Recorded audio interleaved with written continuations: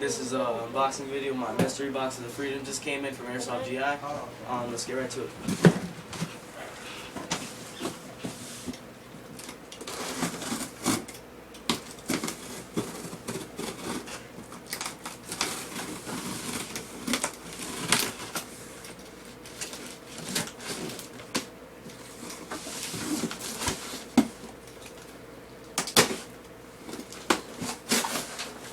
Looks like I got a combat machine from G&G. That sucks. That sucks?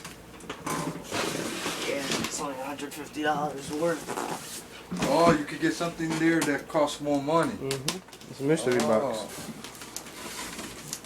And if it's the same gun, that really sucks. Yep. That really sucks. You got fucked then, right? Yeah. Well, you pay So $150, right? The gun don't work that? Huh? This gun, this is a really good brand. It's just that it's just only worth $150.